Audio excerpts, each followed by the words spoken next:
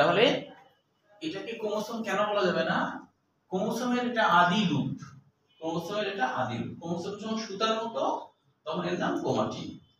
তাহলে এই যে ক্রোমা, এই ক্রোমা মানে কি? ক্রোমোসোম। টিন মানে কি? সুতা। তাহলে ক্রোমোসোম যখন সুতার মতো তখন এটাকে ক্রোমাটিন বলা হবে, ঠিক আছে? কিন্তু যখন হলো আমরা জানি কোষ বিভাজনের সময় যখন হলো এরকম মাকুতন্ত্র হয়, মাকু মানে যার দুই প্রান্ত সরু মাঝের অংশ চওড়া, এরকম কিছু গঠনকে আমরা মাকুতন্ত্র বলি, তাই না? এই যে মাকুতন্ত্র হইল, মাকুতন্ত্র হওয়ার সময় ক্রোমোসোম গুলা কিন্তু তখন আমরা আলাদাভাবে এদেরকে দেখতে পাই, খাটো হয়, মোটা হয়, তাই না? এবং আলাদাভাবে এদেরকে গণনা করা যায়, ঠিক আছে? এই জিনিসগুলোকে তুমি আবার যদি বলো ক্রোমাটিন তাহলে ভুল হবে, তখন এর নাম কি হবে? ক্রোমোসোম, ঠিক আছে? এটা যদি তুমি ভুল লেখো, যদি এখানে লেখো ক্রোমোসোম, তাহলে জিরোর বেশি পাবা না, জিরোর বেশি পাবা না। তাহলে এটা এইটাকে তুমি বলবা ক্রোমোসোম, এটাকে আবার তুমি বলতে পারবা না ক্রোমাটিন, এটা বলতে পারবে, এটা হলো ক্রোমোসোম। তাহলে আমরা জানি এই যে বানান করব,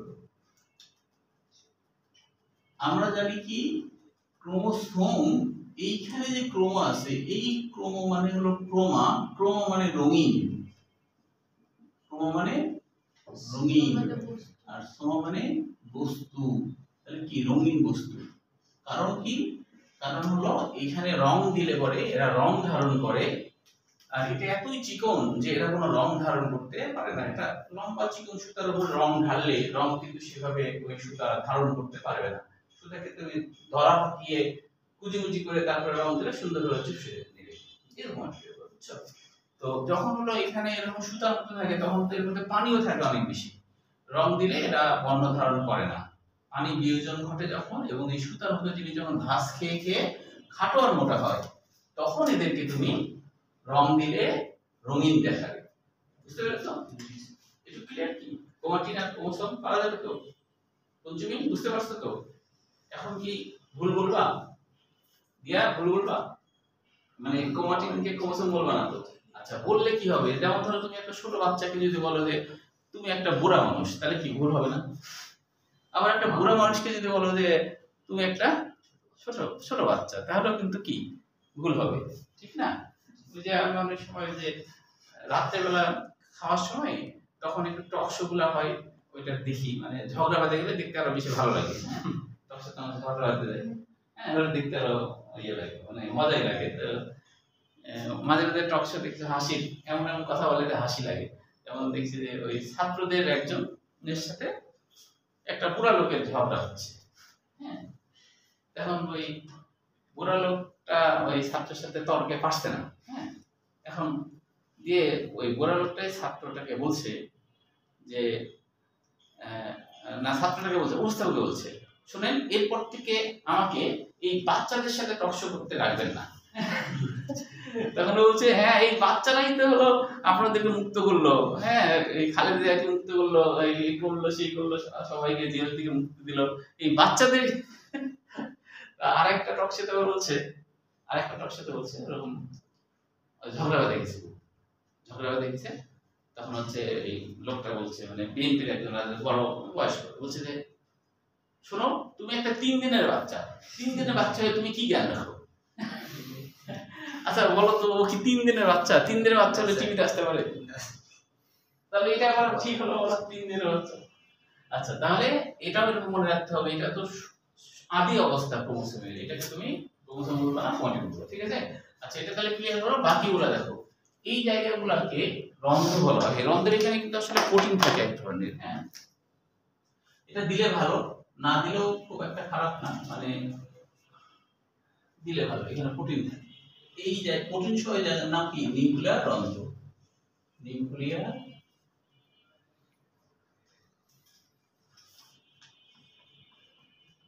রন্ধ্র,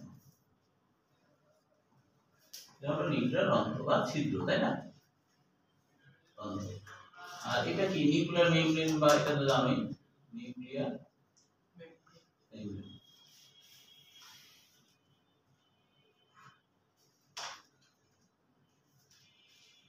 এটা তো ক্রোমাটিন আছে, এই যে ভিতরেরটা এটা হলো নিউক্লিয়াস।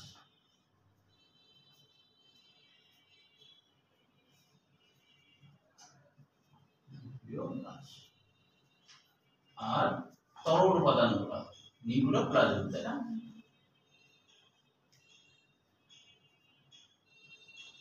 অনেক সময় শুধু চিহ্নিত চিত্র সহ এই ছবিটা আসে, তাহলে একটু আঁকলে 3 পেয়ে গেলাম।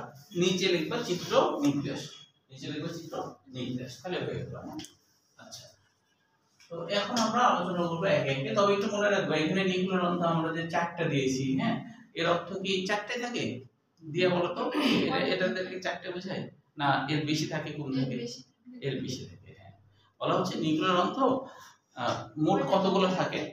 অন্যান্য বই আছে যেমন 1000 থেকে 10,000 থাকতে পারে, আবার 3000 থেকে 4000 থাকতে পারে। কোনো কোনো বই আছে 1000 থেকে 10,000, কোনো কোনো আছে মাঝিদার বই আছে 3000 থেকে 4000, আর আজিবুরের বই আছে 1000 থেকে 10,000। হ্যাঁ, দুটোই মনে রাখো। এই যে নিউক্লিয়ার অন্ধ, এটা হচ্ছে 1000 থেকে 10,000 থাকতে পারে। হ্যাঁ, আবার আরেকটা বই আছে কি 3000 থেকে 4000, 3000 থেকে 4000। মনে রাখা এমসিকিউ দিতে, হ্যাঁ এমসিকিউ দিতেই পারে। এটা দুই রকম, না দুই রকমের একসাথে দুইটা দিবে না, যেকোনো একটা দিবে। হ্যাঁ, যেকোনো একটা। আচ্ছা, এবার আমরা একে একে আলোচনা করি। প্রথমে আমরা আলোচনা করি একবারে বাইরে থেকে নিউক্লিয়ার আবরণী, ঠিক আছে? তো এবার একটু বই আসি, কারণ বইয়ে এমসিকিউ গুলো দেখাবো। নিউক্লিয়ার আবরণীকে আরেকটা নামে রাখা হয়েছে নিউক্লিয়ার এনভেল। এনভেল মানে কি? খাম। এনভেল মানে খাম, নিউক্লিয়াসের চারিদিক থেকে আবরণ করে আছে, এই জন্য নাম হলো এনভেল। তাহলে নিউক্লিয়ার আবরণী বা মেমব্রেন, এর আরেকটা নাম কি? নিউক্লিয়ার এনভেল। এনভেল, এটা মনে রাখবো। আরেকটা নাম আছে ক্যারিওথেকা, আরেকটা নাম হলো ক্যারিওথেকা। বলি দাও, ক্যারিওথেকা। থেকা মানে থলে, থেকা মানে থলে। ক্যারিও মানে ক্যারিয়ন, ক্যারিও মানে ক্যারিয়ন, ক্যারিয়ন মানে নিউক্লিয়াস, ক্যারিয়ন মানে নিউক্লিয়াস। অর্থাৎ যে থলির মধ্যে নিউক্লিয়াস আবৃত থাকে, নিউক্লিয়াস। অর্থাৎ যে থলির মধ্যে নিউক্লিয়াস আবৃত থাকে, যে থলির মধ্যে নিউক্লিয়াস আবৃত থাকে তাকে বলা হয় ক্যারিওথেকা। ঠিক আছে? তাহলে এই দুইটা নামই মনে রাখতে হবে। 3টা নাম, একটা হলো নিউক্লিয়ার আবরণী, একটা হলো ক্যারিওথেকা, আর একটা নিউক্লিয়ার এনভেল। পরীক্ষায় যে কোনো নাম আসলে এটা, কারণ অনেক সময় ধরো এভাবে আসে নিউক্লিয়ার এনভেলভের কাজ কোনটি, একটা করে কাজ মনে রাখবা। তবে সৃজনশীল লেখার সময় একটা করে কাজ লিখলেই হবে, কিন্তু এমসিকিউর জন্য সব কাজই মনে রাখতে হবে এমসিকিউর জন্য। হ্যাঁ, আচ্ছা দেখো এখানে কি কি বিষয়গুলো আছে, আমি একটু যা যা আছে সেটাই আমি একটু বলছি আর কি। যে এই যে আবরণী, এই আবরণী অবশ্যই ফসফোলিপিড বাইলেয়ার দিয়ে গঠিত। এই আবরণীগুলো কি? ফসফোলিপিড বাইলেয়ার, মনে আছে তো, তাই না? এটা কিন্তু আগে পড়ানো হয়েছে। লিপিড বাইলেয়ার দিয়ে গঠিত, বাইলেয়ার দিয়ে গঠিত, ফসফোলিপিড বাইলেয়ার দিয়ে গঠিত। এগুলো পরে শিখবা শুক্রবারে। হ্যাঁ, তোমার এটা শেখা হয়নি। তাহলে এমনি আমি একটু মনে করা দেওয়ার জন্য বলছি, এই যে বাইরের আবরণ দ্বিস্তরী না, এই বাইরের আবরণটাও ফসফোলিপিড বাইলেয়ার দিয়ে গঠিত, ভিতরেরটাও কিন্তু ফসফোলিপিড বাইলেয়ার দিয়ে গঠিত। বুঝতে পেরেছো? দুইটাই তো তাই। তো ফসফো মানে তো আমরা জানি ফসফরিক অ্যাসিড, মূলত লিপিড। হ্যাঁ, তাহলে এই ফসফো, এটা দ্বারা আসলে ফসফরিক অ্যাসিড বোঝায়। আর লিপিড মানে কি? হ্যাঁ, লিপিড মানে দুইটা জিনিস, একটা হলো গ্লিসারল, গ্লিসারল, আর একটা হলো ফ্যাটি অ্যাসিড। গ্লিসারল আর ফ্যাটি অ্যাসিড। তো আমরা তো জানি গ্লিসারল মানে কি, বলো কার মনে আছে গ্লিসারল মানে? হ্যাঁ, গ্লিসারিন এর বাংলা কি বলো? বাংলা কি? গ্লাইকোজ মানে মিষ্টি। গ্লিসারিন মিষ্টি লাগে না? হ্যাঁ, তাহলে মিষ্টি। আর ফ্যাটি অ্যাসিড মানে যে অ্যাসিডটা চর্বিতে থাকে তাকে বলা হয় ফ্যাটি অ্যাসিড। তেলটা চর্বিতে থাকে তাকে বলা হয় ফ্যাটি অ্যাসিড। তাহলে ফসফোলিপিড বাইলেয়ার, বাইলেয়ার মানে কি? দুইটা, অর্থাৎ হলো ধরো এটা একটা ফসফোলিপিড, এর সাথে এইভাবে যদি থাকে নিচের দিকেও ওরকম একই থাকে, নিচের দিকেও এরকম থাকে, তাহলে এটা ধরো একটা স্তর, এই স্তরে এইভাবে থাকে। তার মানে কি, এটাও এরকম দ্বিস্তরী যুক্ত, এটাও কিন্তু দ্বিস্তরী যুক্ত, ঠিক আছে? দ্বিপদ্মা, আর প্রত্যেকটা পদ্মা দ্বিস্তরী, প্রত্যেকটা পদ্মায় দ্বিস্তরী। যেমন ওয়াল, এই ওয়াল ধরো দুইটা ইট দিয়ে করা, তাহলে বলবো এই ওয়ালটা হচ্ছে হ্যাঁ দ্বিস্তরী, দুইটা ইট একসাথে করে করা, তাহলে এই হলো ফসফেট। এখন বলা হচ্ছে আর কি বলা হচ্ছে, এটা তো ফসফেট বাইলার দিয়ে গঠিত, আর কি বলা হচ্ছে যে এই নিউক্লিয়ার এনভেলপে যেখানে রন্ধ্র হয় সেই জায়গাটা কেমন, সেটা একটু খেয়াল করো। সেটা কেমন, যেখানে যেখানে রন্ধ্র হয়, হ্যাঁ সেটা এরকম হয়।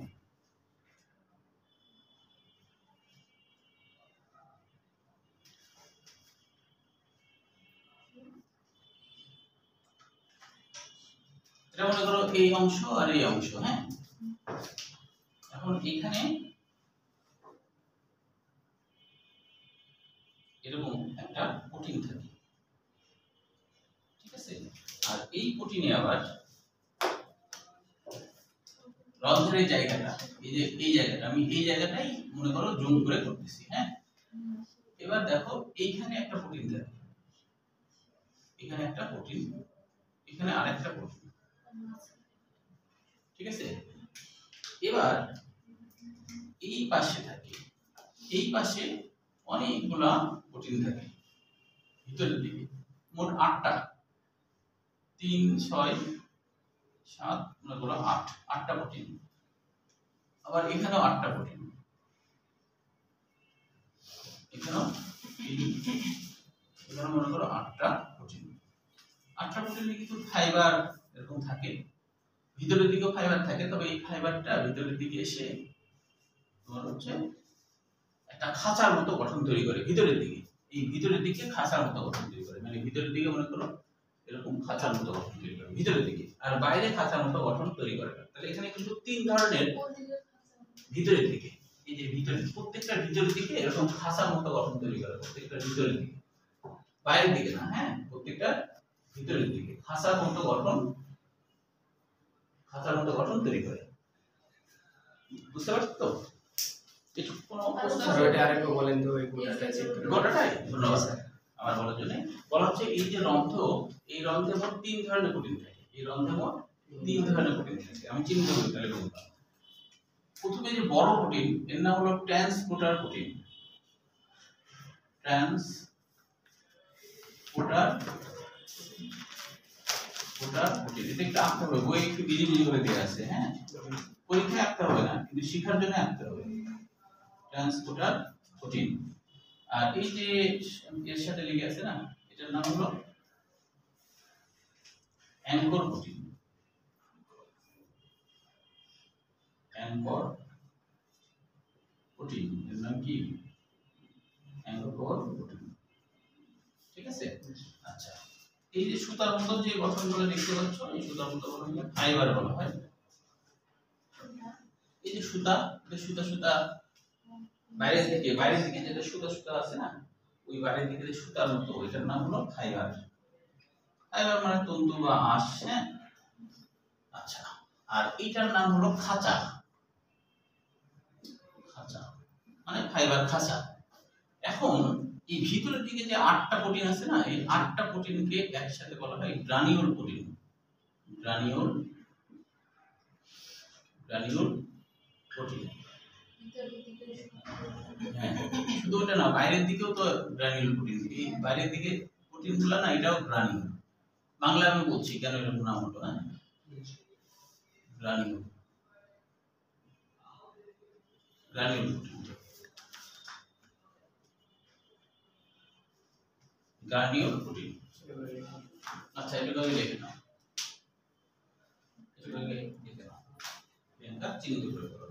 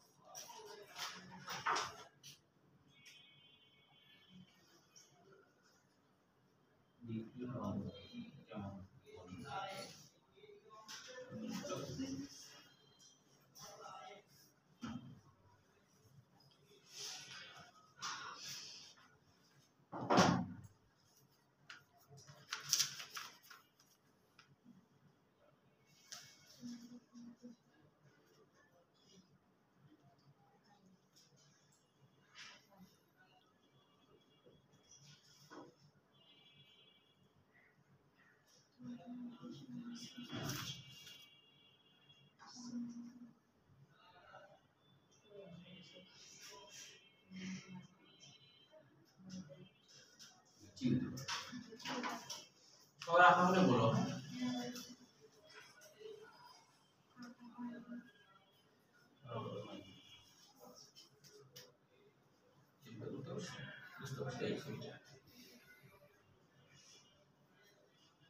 তোমাদের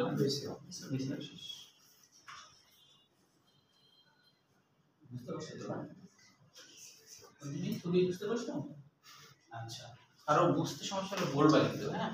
সবাইকে মানে সবাইকে বলতে গেলে আবার সময় নষ্ট হবে, কিন্তু নিজে থেকেই তোমরা বলবা কোনো কিছু বুঝতে না পারলে, তাই না? যেমন এর অভ্যাস ভালো, কিন্তু প্রশ্ন করে বেশি, যে বেশি প্রশ্ন করে সে বেশি ভালো, বুঝতে পারছো? যে যত বেশি প্রশ্ন করবে তার সাফল্য তত বেশি, যে কম প্রশ্ন করবে তার সাফল্য তত খারাপ হবে, কিন্তু এজন্য বেশি বেশি প্রশ্ন করবা, ঠিক আছে? ক্লাসে প্রশ্ন করবা, ফোন দিয়ে প্রশ্ন করবা, আমাকে যত জ্বালাবা তুমি তত বায়োলজি বস হবা, আমাকে যত জ্বালাবা তুমি তত বায়োলজি বস হবা, বুঝতে পারছো? তোমাদের কাজ হবে আমাকে জ্বালানো, বুঝছো? তাহলে তুমি বায়োলজি বস হবে।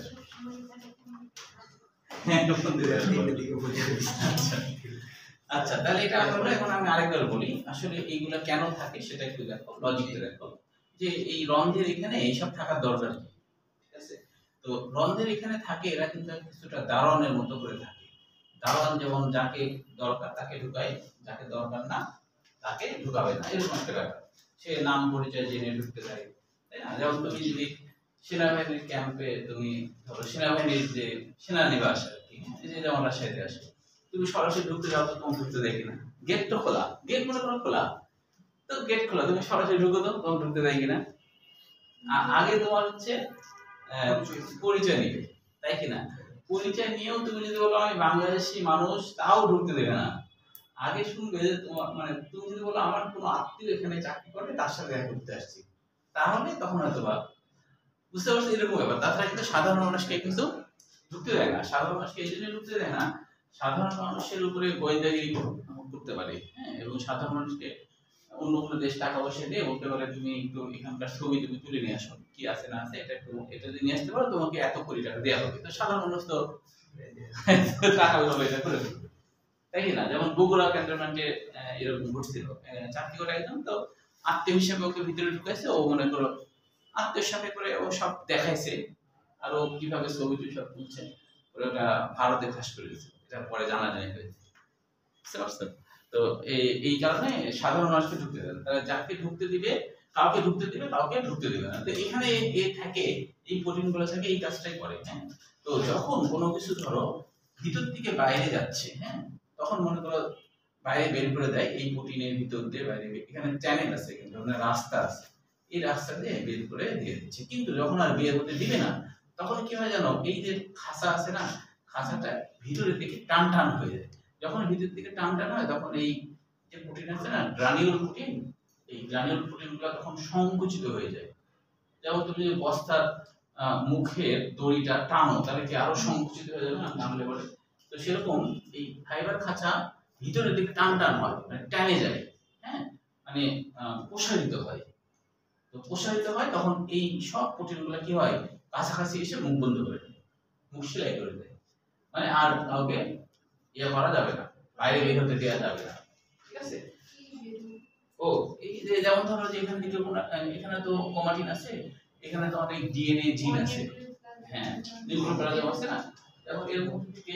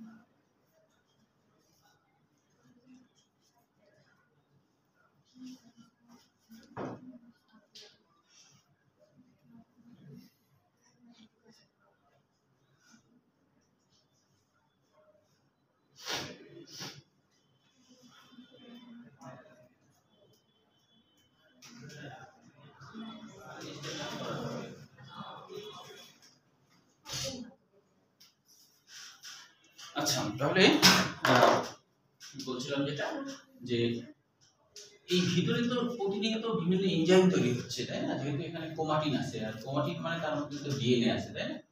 তাহলে ডিএনএ থাকলে তার মধ্যে জিন আছে, জিন বিভিন্ন এনজাইম তৈরি করছে, তাই না? তারপরে ডিএনএ থেকে মেসেঞ্জার আরএনএ তৈরি হচ্ছে, তো সেগুলো তো বের করতে হবে, বের হয়ে গেল, হ্যাঁ। আবার কখনো কখনো মাইটোকন্ড্রিয়া থেকে বিভিন্ন এটিপিও এর মধ্যে ঢুকে, তো কখন ঢুকতে হবে কখন বের হতে হবে সেই বিষয়গুলো, যখন ধরো এদিক দিয়ে ঢুকছে তখন এটা হলো খুলে থাকছে, কিন্তু যখন এদিক দিয়ে ঢুকে চলে গেল তখন এটাও আবার বন্ধ হয়ে গেল, ধারে কাছে কেউ আসতে না পারে, এটা স্বয়ংক্রিয়ভাবে বন্ধ হয় খুলে। যেমন আমাদের মধ্যে এই সিস্টেম আছে, আমরা যখন খাই তখন কিন্তু আমাদের ওই যে যেখানে তোমার পাকস্থলী আছে না, পাকস্থলীর মুখের কাছে ওখানে কিন্তু একটা কপাটিকার মতো থাকে, তো ওই কপাটিকা আমরা ঢিক দিলে ওটা খুলে যায়, নিচের দিকে নেমে আসে, তারপরে কিন্তু বন্ধ থাকে, সবসময় বন্ধ থাকে। বন্ধ যদি না থাকতো, তুমি খাওয়ার পর তুমি যদি একটু ডিগবাজি দাও তাহলে পেটে সব খাবার মুখ দিয়ে বের হয়ে যাবে না? এটা কি হয় কখনো? এখন অনেক মানুষকে ধরো শাস্তি দেওয়ার জন্য পা উপরে দিক করে ঝুলায় মারে, তাহলে তো সব বের হয়ে যেত, তাই না? এমনকি খাবার কেন, বহিষ্য তো বের হয়ে যেত। বহিষ্য মানে বুঝনি? তো বাংলায় বললে বুঝে না নাকি যে এটা বের হয়ে যাবে না, খোলা থাকলে বের হয়ে যাবে কিনা?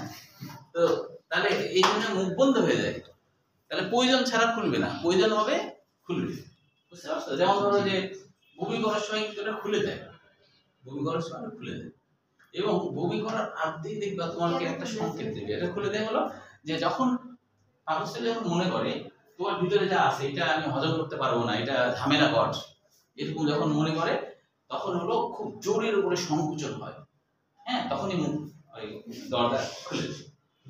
তবে খুলে তো যায়, খুলে দেওয়ার আগে একটু কাজ করে, একটা কাজ হয়, ব্রেন থেকে বমির মধ্যে প্রচুর অ্যাসিডিক জিনিস থাকে, হ্যাঁ, এই বাইরে পড়ার সময় এগুলো তো শুনতেই হবে, তাই না?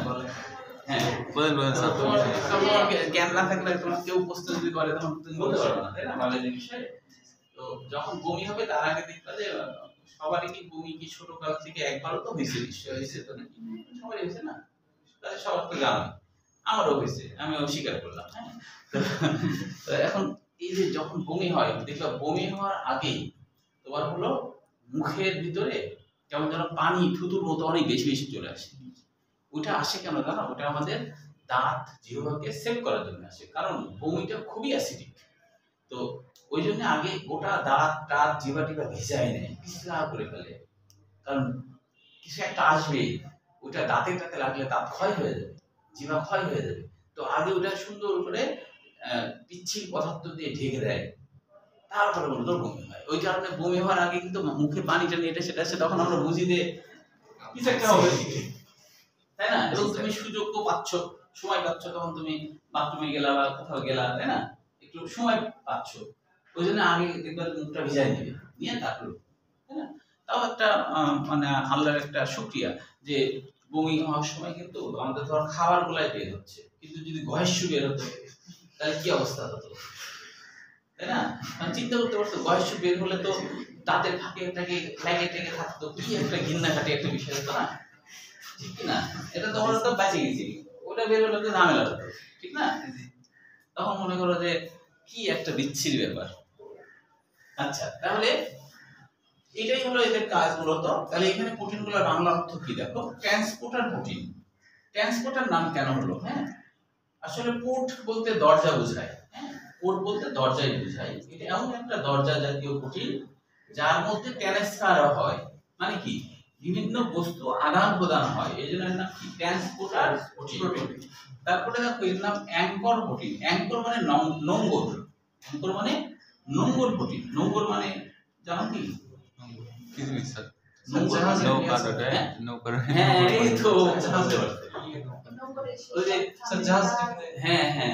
ওটাকে নোঙ্গর বলে, যেখানে নৌকা টোকা বা জাহাজও যেখানে আটকাই থাকে, নোঙ্গর মানে আটকে থাকা, যার সাথে আটকে থাকে সেটা হলো নোঙ্গর, ঠিক আছে? তাহলে এই গেল নোঙ্গর। আচ্ছা, তারপরে দেখো এই যে মুখের এখানে যে কিছু ছোট ছোট প্রোটিন, 8টা প্রোটিন আছে, এটাকে বলা হয় গ্রানিউল। গ্রানিউল মানে দানা, উল মানে ছোট, দানা মানে দানা, উল মানে ছোট ছোট ছোট দানা, দানার মতো প্রোটিন, এটা হলো গ্রানিউল। তবে এমসিকিউর জন্য মনে রাখবা গ্রানিউল প্রোটিন হলো 8টি, এখানে একটা ওখানে একটা। আর এই যে অ্যাঙ্কর প্রোটিন, এর 2টি, আর ট্রান্সমিটার প্রোটিন কয়টা? একটা। এগুলো একটু এমসিকিউর জন্য মনে রাখবেন, ঠিক আছে? তাহলে নিউক্লিয়ার আবরণের মধ্যে যা যা আছে সবই বলে ফেললাম, ঠিক আছে? নিউক্লিয়ার আবরণের মধ্যে যা যা আছে সব বলে ফেলছি। এখন দেখো কাজ। কাজ হচ্ছে পরীক্ষার খাতায় যখন লিখবা নিউক্লিয়ার অ্যানভিল লিখবা আর যে কোনো একটা কাজ লিখবা। অনেকগুলো কাজ আছে না, যে কোনো একটা কাজ। একটা আমি ও না, কাজগুলো তো মুখস্থ করবা না, জাস্ট হচ্ছে এমসিকিউর জন্য আসলে তোমার হলো নিউক্লিয়ার অ্যানভিলের কাজের মধ্যে থেকে তোমার হচ্ছে যে মূলত যেটা আসে সেটা হলো 2 নম্বর পয়েন্টটাই আসে এমসিকিউর জন্য। শুধু দুইটা করবা। 2 নম্বরে তো অভ্যন্তরীণ দ্রব্য বহিস্থ সাইটোপ্লাজমের মধ্যে যোগাযোগ রক্ষা ও পরিবহন করা, এই 2 নম্বরটা খালি করবা, তাহলেই হবে। এরপর দেখো নিউক্লিওপ্লাজম। তাহলে নিউক্লিওপ্লাজমের কাকে বলে লিখবা আর একটা কাজ বর্ণনা লেখার সময়, বেশি কিছু না। নিউক্লিওপ্লাজম কাকে বলে আর একটা কাজ। তাহলে নিউক্লিওপ্লাজমের আরেকটা নাম আছে, সেটা মনে রাখবা, ক্যারিওলিম্ফো। তাহলে নিউক্লিওপ্লাজমের আরেকটা নাম হলো ক্যারিওলিম্ফো।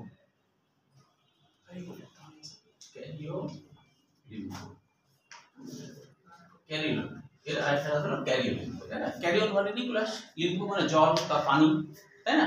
এগুলো ক্যারিওলিম্ফো, ঠিক আছে? আচ্ছা আচ্ছা, এবার দেখো তাহলে এরপরে আমরা নিউক্লিওপ্লাজম তো আসলে একটা তরল উপাদান, তাই না? তবে ঘন ধরনের হয়, এটা তো আগে জানো। সাইটোপ্লাজম, কিন্তু এটা প্লাজম আর সাইটোপ্লাজম একই, কিন্তু নিউক্লিয়াসের মধ্যেকার সাইটোপ্লাজম এরকম আর কি। হ্যাঁ, আচ্ছা, এবার দেখো যে নিউক্লিওপ্লাজমের কাজের মধ্যে একটা কাজ মনে রাখলে হবে, সেটা হলো 1 নম্বর ক্রোমাটিন জালিকা ধারণ করে। এটুকু মনে রাখলে হবে। পার্থক্য ক্ষয়ের জন্য পড়বা যে কোনো 3টা, ক্ষয়ের জন্য যে কোনো 3টা পড়বা। এবার দেখো নিউক্লিওলাসের সরল বাংলা অর্থ অধিক ঘন উজ্জ্বল বস্তু।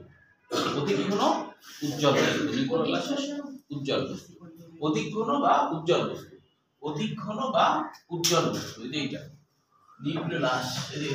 অধিক ঘন বা উজ্জ্বল বস্তু, অধিক ঘন বা উজ্জ্বল বস্তু, এটা হলো নিউক্লিওলাসের বাংলা। অধিক ঘন বা উজ্জ্বল বস্তু, অধিক ঘন বা উজ্জ্বল বস্তু। আচ্ছা, তাহলে এখন হলো নিউক্লিওলাসের এখানে কিছু এমসিকিউ আছে, গুরুত্বপূর্ণ এমসিকিউ আছে। তার মধ্যে একটা হলো ফন্টানা। তিনি হলো, সাল লাগবে না, তিনি হলো নিউক্লিয়াসের অভ্যন্তরে এটি দেখতে পান আর বোম্যান এর নামকরণ করেন। এই দুটাই লাগবে। যে দেখতে পান প্রথম হলো ফন্টানা প্রথম দেখতে পান, আর হচ্ছে বোম্যান হলো এর নামকরণ করেন। নামটা কেমন না, বোম্যান, কিন্তু আসলে ইংরেজিতে যদি আমরা উচ্চারণ করি তাহলে কিন্তু বৌম্যান হয়। বৌম্যান মানে কি, মানে বউ মানুষ, তাই না? বৌম্যান মানে কি, বউ মানুষ হচ্ছে না বাংলা বললে, তাই না? ঠিক না? আচ্ছা, এবার দেখো অবস্থান থেকে কোনো কোশ্চেন হয় না, তোমার পরীক্ষা খাতায় এটা লিখবা না, তারপরে তোমার সংখ্যার এখান থেকেও পরীক্ষা খাতায় লিখতে হবে না, এখান থেকেও কোনো কোশ্চেন হয় না, এখান থেকে এমসিকিউর জন্য কোশ্চেন হয় না। হ্যাঁ, আচ্ছা, তবে এখানে কিছু বুঝার আছে, সেটা আমরা একটু বুঝি। যেমন ধরো যে আমরা একটু পড়ি অবস্থানের এখানে। নিউক্লিওলাস সাধারণত নির্দিষ্ট ক্রোমোসোমে একটি নির্দিষ্ট স্থানে লাগানো থাকে। ক্রোমোসোমের যে স্থানটিতে এটি লাগানো থাকে সেই স্থানটিকে বলা হয় স্যাট বা স্যাটেলাইট। তো ব্যাপারটা হলো এরকম, নিউক্লিয়াস গঠনও কিন্তু এভাবে হয় যে দেখো আমরা জানি কিছু কিছু ক্রোমোসোম আছে, কিছু কিছু ক্রোমোসোম থাকে, যে ক্রোমোসোমের এক প্রান্ত এরকম হয়, এরকম সুতার মতো হয়, হয়ে আবার এরকম হয়। হ্যাঁ, তো এই যে জিনিসটা এখানে এরকম সূক্ষ্ম তন্তুর মতো হয়ে আবার গোল হলো না, এটাকে বলা হয় স্যাটেলাইট। এটাকে বলা হয় কি, স্যাটেলাইট। হ্যাঁ, তো স্যাটেলাইট যেমন আমরা জানি কৃত্রিম উপগ্রহ না, তো এটা ক্রোমোসোমের উপরে একটা উপগ্রহের মতো, এই জন্য স্যাটেলাইট নাম হয়েছে, কৃত্রিম উপগ্রহের মতো। হ্যাঁ, কিন্তু এইটা বেশ কিছু ক্রোমোসোমে এরকম ভাবে যখন থাকে, আরেকটা ক্রোমোসোমে মনে করে এরকম আছে, আরেকটা ক্রোমোসোম এরকম আছে, এখানে আরেকটা গোল হয়েছে, এখানে আরেকটা গোল হয়েছে, এখানে আরেকটা, তো এরকম অনেকগুলো স্যাটেলাইট, মানে এগুলোর সাথে সবাই কিন্তু সবগুলো ক্রোমোসোম আছে। হ্যাঁ, ক্রোমোসোম আছে।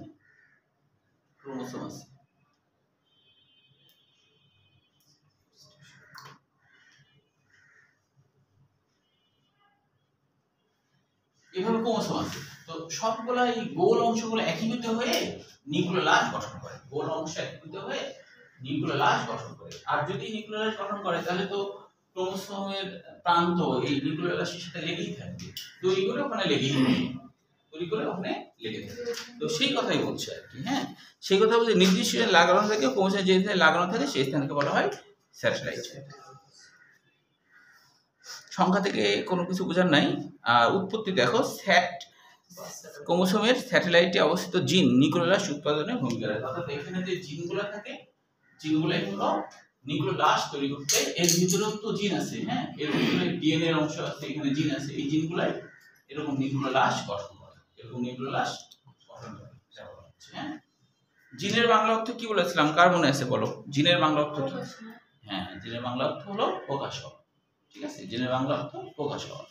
আচ্ছা, এবার দেখো যে ভৌত গঠন, এটার এখান থেকে ভৌত গঠনের মধ্যে শুধু এটা এমসিকিউর জন্য পড়বা যে নিউক্লিয়াসকে সাধারণত তন্তুময়, দানাদার ও ম্যাট্রিক্সে 3 অংশে ভাগ করা যায়, এটা এমসিকিউর জন্য পড়বা। রাসায়নিক গঠন এমসিকিউর জন্য পড়তে হবে। নিউক্লিয়াসের প্রধান রাসায়নিক উপাদান হলো প্রোটিন, আরএনএ এবং যৎসম্বন্ধ ডিএনএ।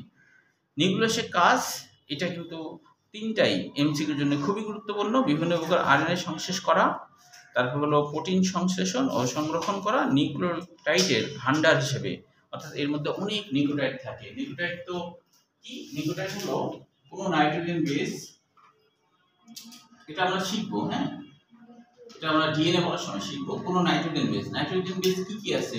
ওই যে অ্যাডেনিন, তাই না, থাইমিন, সাইটোসিন, আর কি গুয়ানিন, আরেকটা কি বলো, ইউরাসিল। তাহলে এদেরকে বলা হয় নাইট্রোজেন বেস। বেস মানে কি? ক্ষার। তাহলে কেন নাম হলো নাইট্রোজেন বেস? কারণ হলো এই ক্ষারের মধ্যে নাইট্রোজেন পাওয়া যায়, যেহেতু এর মধ্যে নাইট্রোজেন আছে তাই এর নাম নাইট্রোজেন জাতীয় ক্ষার পদার্থ। নাইট্রোজেন জাতীয় ক্ষার পদার্থ। এরকম কোনো নাইট্রোজেন জাতীয় ক্ষার পদার্থের সাথে যদি একটা সুগার যুক্ত হয়, পেন্টোজ সুগার যুক্ত হয়, এবং তার সাথে যদি আরেকটা ফসফেট মূলক যুক্ত হয়, তাহলে এর নাম হয় নিউক্লিওটাইড। নিউক্লিওটাইড, এটা আমরা শিখবো। হ্যাঁ, নিউক্লিওটাইড, তখন এর নাম হয় নিউক্লিওটাইড। 3টে জিনিস একসাথে যুক্ত হলে তার নাম হয় নিউক্লিওটাইড। তাহলে এই নিউক্লিওটাইড, এর মধ্যে অনেক নিউক্লিওটাইড আছে, তাই বলছে নিউক্লিওটাইডের ভান্ডার হিসেবে কাজ করে। এরকম জিনিস 3টে একসাথে যুক্ত অবস্থা অনেক আছে, এটা বলছে। আচ্ছা, এবার দেখো পার্থক্য, এটা ক্ষয়ের জন্য যে কোনো 3টা পড়ে রাখা ভালো। নিউক্লিয়াস ও নিউক্লিয়াস সংশ্লেষণ করে, আরএনএ তৈরি করা, সংশ্লেষ মানে হলো তৈরি করা। তবে এই তৈরি আর সংশ্লেষের মধ্যে একটু পার্থক্য আছে। হ্যাঁ, শুধু তৈরি করা না লিখে সংশ্লেষণ করা, এটাও এক ধরনের তৈরি, তবে এর মধ্যে একটু পার্থক্য আছে। কি পার্থক্য? যেমন হলো তৈরি বলতে বোঝায় 2টা বিক্রিয়ক একসাথে বিক্রিয়া করলো, দিয়ে নতুন কিছু তৈরি হলো, এটাকে বলা হয় তৈরি। আর যদি দেখা যায় 2 এর বেশি সংখ্যক বিক্রিয়ক, 3টা 4টা 5টা 10টা বিক্রিয়ক একসাথে বিক্রিয়া করলো, করে একটা কিছু তৈরি হলো, তখন এর নাম হয় সংশ্লেষণ। যেমন সালোক সংশ্লেষণ বলি না? তাহলে এখানে সালোক সংশ্লেষণ কেন বলি? কারণ সালোক সংশ্লেষণে অনেক বেশি বিক্রিয়ক বিক্রিয়া করে। কিন্তু দেখো সালোক সংশ্লেষণে আলোক, তারপর হলো পানি, তারপর কার্বন ডাই অক্সাইড, ক্লোরিন আয়ন, ম্যাগনেসিয়াম আয়ন, ক্লোরোফিল অণু, তাই না? তাহলে অনেকগুলো বিক্রিয়ককে একসাথে বিক্রিয়া করছে কিনা, তাই এর নাম হয়ে গেছে সালোক। সালোক মানে আলোক, সালোক মানে আলোক। তাহলে আলোর সাহায্যে অনেকগুলো বিক্রিয়ক বিক্রিয়া করে সরবরাহ করে দিচ্ছে, তাই এর নাম কি? সালোক সংশ্লেষণ। আচ্ছা, তাহলে এবার আমরা চলে আসি ক্রোমাটিন বা নিউক্লিয়ার রেটিকুলাম। আচ্ছা, রেটিকুলাম নাম কেন হলো? এটার আরেকটা নাম কি? নিউক্লিয়ার রেটিকুলাম, তাই না? এই ক্রোমাটিনের আরেকটা নাম কি? Nuclear reticulum. রেটিকুলাম বলো তো, কার মনে আছে এটার বাংলা অর্থ কি হবে? রেটিকুলামের বাংলা অর্থ কি? হ্যাঁ, এই তো, ধন্যবাদ। আজকে দিয়ার ভালো ফর্মে আছে। আজকে মেডিকেল অ্যাডমিশন পরীক্ষা হলে কিন্তু ডিএমসি তে চান্স হয়ে যেত, কিন্তু দুর্ভাগ্য যে আজকে নাই। হ্যাঁ হ্যাঁ, তো এরকম করে উত্তর দেওয়ার চেষ্টা করবা। তাহলে রেটিক মানে জালিকাকার, কুলাম মানে ছোট ছোট ছোট জালিকাকার না, এগুলোর কথা ছোট ছোট, খুবই চিকন চিকন। তাহলে রেটিকুলাম মানে নিউক্লিয়াসের মধ্যে, নিউক্লিয়ার রেটিকুলাম মানে কি? নিউক্লিয়াসের মধ্যে, কুলাম মানে ছোট, রেটি মানে জালিকাকার, ছোট ছোট জালের মতো বিন্যস্ত উপাদানকে বলা হয় নিউক্লিয়ার রেটিকুলাম। এই হলো নিউক্লিয়ার রেটিকুলাম। আচ্ছা, তাহলে এখন দেখো নিউক্লিয়ার রেটিকুলাম বা ক্রোমাটিন তন্তু, এখানে কিন্তু একটা কথা 4র্থ নম্বর লাইনে একটা কথা ভুল আছে। হ্যাঁ, সেটা হলো, ভুলটা কি? যে যখন ফুলজিন রং নিলেই তার নাম ক্রোমাটিন না, তার নাম হয় ক্রোমোসোম। তার নাম হয় ক্রোমোসোম, তার নাম ক্রোমাটিন না। যখন রং ধারণ করবে তখন তার নাম হবে ক্রোমোসোম। রং ধারণ করলে তার নাম ফুলজিন, হলো বিজ্ঞানিক ফুলজিন। একটা বিজ্ঞানীর নাম, হ্যাঁ, জার্মান একজন বিজ্ঞানী, তার নাম হলো ফুলজিন। তো তিনি ক্যারামাইন নামে, ক্যারামাইন হলো এক ধরনের লাল রঞ্জক আবিষ্কার করেন। ক্রোমোজোম হবে বললেন? হ্যাঁ ক্রোমোজোম হবে। হ্যাঁ, ফুলজিনটা ক্রোমোজোম হবে না, ওই যে ক্রোমাটিন লেখা আছে না, দেখো হ্যাঁ। ওই ক্রোমাটিনটা হবে ক্রোমোজোম। এটা প্রিন্টিং মিস্টেক হচ্ছে, যে কারণ হলো যখন রং ধারণ করবে তখন তার নাম হবে ক্রোমোজোম, ঠিক আছে। রং ধারণ করলে, রং ধারণ না করলে তো ক্রোমাটিন, রং ধারণ যখনই করবে ক্রোমোজোম হয়ে যাবে না, বুঝতে পেরেছো? ফুলজিন নাম করা হলো কেন? একটা বিজ্ঞানীর নাম। ফুলজিন একজন বিজ্ঞানীর নাম, জার্মান বিজ্ঞানী। তিনি হলো একটা রং আবিষ্কার করেন, যে রঙের নাম ক্যারামাইন। ক্যারামাইন হলো লাল একটা রঞ্জক, ওই রঞ্জক পদার্থ তিনি ছিলেন এর ভিতরে। তো রং ধারণ করলো না, কিন্তু যখন বিভাজিত অবস্থায় খাটো মোটা হয়েছে তখন রং ধারণ করলো। তখন রং ধারণ করলে এর নাম ক্রোমোজোম, তখন আর ক্রোমাটিন না, ঠিক আছে। এই আচ্ছা, এখান থেকে যেহেতু আসল জিনিস বুঝেছো, এখান থেকে তেমন কিছু আর বোঝার নাই। তবে এখানে অন্য বই একটা কথা আছে, ক্রোমাটিন দুই রকমের হতে পারে, হেটারোক্রোমাটিন আর ইউক্রোমাটিন। এটা একটু বুঝে নিতে হবে, হেটারোক্রোমাটিন আর ইউক্রোমাটিন কি, হ্যাঁ, এটা লিখে দিই। ক্রোমাটিন দুই ধরনের, ক্রোমাটিন দুই ধরনের হয়, হলো ইউক্রোমাটিন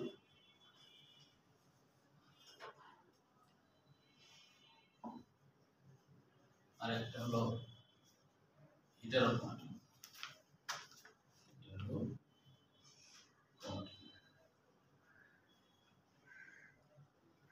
তো দেখো, ইউ মানে তো প্রকৃত বা সত্য, ইউ মানে প্রকৃত। তাহলে একটা হলো প্রকৃত ক্রোমাটিন, আর হেটেরো মানে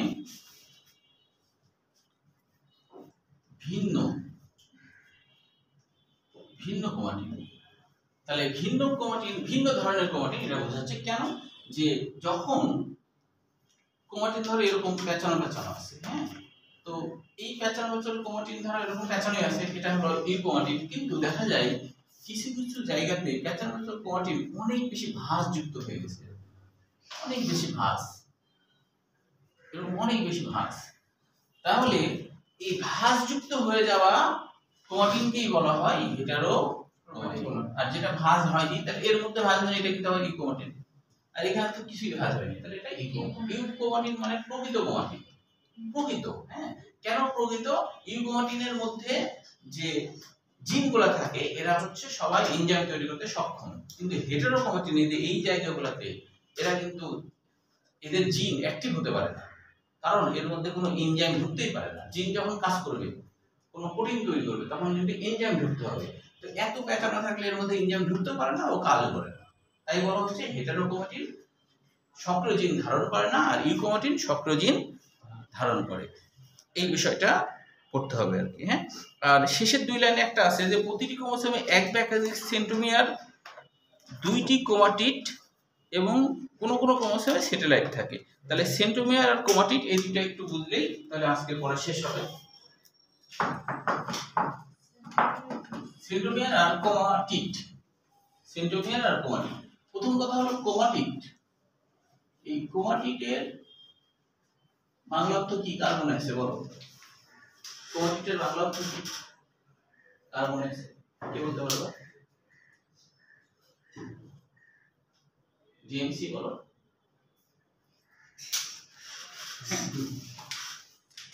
দেখো, ক্রোমো মানে হলো কি বলেছিলাম, ক্রোমোসোম।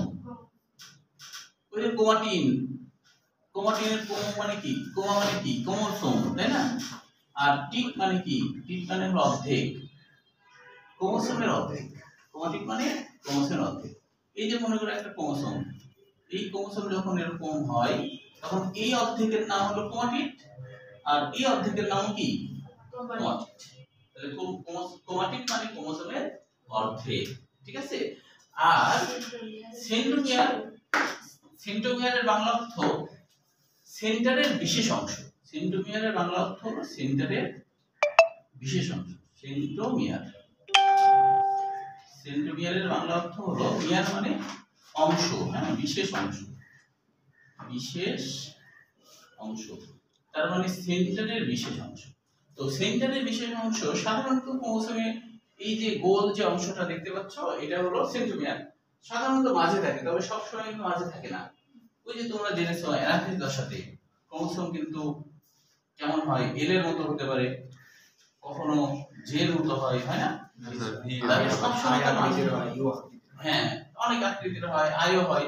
তো তাহলে ভিও হয়, তাহলে সবসময় তো আর মাঝে থাকে তা তো না। আসলে সেন্টিমিটার বলতে বোঝাচ্ছে যে যে অংশটা মাকুতন্ত্রের সাথে লেগে থাকে সেটাই মূলত ক্রোমোসোমের বিশেষ অংশ। মাকুতন্ত্রের সাথে, হ্যাঁ মাকুতন্ত্র মানে যে কোনো একটা বস্তুর কাঠামো যদি উভয় প্রান্ত শুরু হয়, মাঝের অংশ চওড়া হয়, তাহলে এটাকে মাকু বলা হয়। ঠিক আছে, এদিকে সরু না, এদিকে মোটা, এরকমকে মাকু বলে। তাহলে এখানে হলো বিশেষ অংশ, এই যে ধরো এইভাবে করে আছে, তাহলে এটা তো মাঝে নাই, কিন্তু এই যে এই সেন্টিমিটারই তো সুতাকে ধরে রাখছে, তাই না? তাই এটা হবে সেন্টিমিটারের বিশেষ অংশ। আচ্ছা, এরপরে যেগুলো আছে সেগুলো অবশ্য তোমার হচ্ছে কোষস্থ নির্জীব বস্তু সমূহ, এগুলো আগে পড়ছে, এখান থেকে নতুন করে কোনো কোশ্চেন হয় না। তবে এমনি জাস্ট রিডিং করবা, এর মধ্যে কোনো সমস্যা থেকে না। আগামী দিন ক্রোমোসোম হবে, আর ক্রোমোসোম হলে তারপরে পরীক্ষা নেব। মানে তোমাদের একটু আগে আগাতে হবে, কারণ তোমরা আবার অন্য ব্যাচের থেকে এসেছো। এরপরে দিন পরীক্ষা হবে নিউক্লিয়াস, ক্রোমোসোম আর কোষীয় কঙ্কাল। এর ক্রোমোসোমটা হয়ে গেলে, হ্যাঁ সেন্টিউলার হয়নি না, ও তাহলে সেন্টিউলার কোষীয় কঙ্কালটা দিয়ে দেওয়া হবে। হ্যাঁ 10 মিনিটের পরীক্ষা, ঠিক আছে? নাহলে এবার বেশি অনেকগুলো হয়ে যাবে, সেই পরীক্ষাটা এর পরের দিন দিয়ে দেবে। ওই যে নাম্বারগুলো আপনি এই যে ওই যে অফিসের বেলায় নাম্বারগুলো তোমরা কি কত পাও, তোমাদের আপনার মতো বলবা ওই ফোন দিতে, তাহলে নাম্বার বলে দিবি, মানে সবগুলো খাতার নাম্বার কিন্তু লিখে রাখা হবে। জানতে চাইলে বলবো কি যে ফোন দিয়ে জেনে নিতে, ঠিক আছে? তাহলে আগামী দিন পরীক্ষা থাকবে 10 মিনিটের কি কি, সেন্টিওল আর কোষীয় কঙ্কাল, সেন্টিওল আর কোষীয় কঙ্কাল।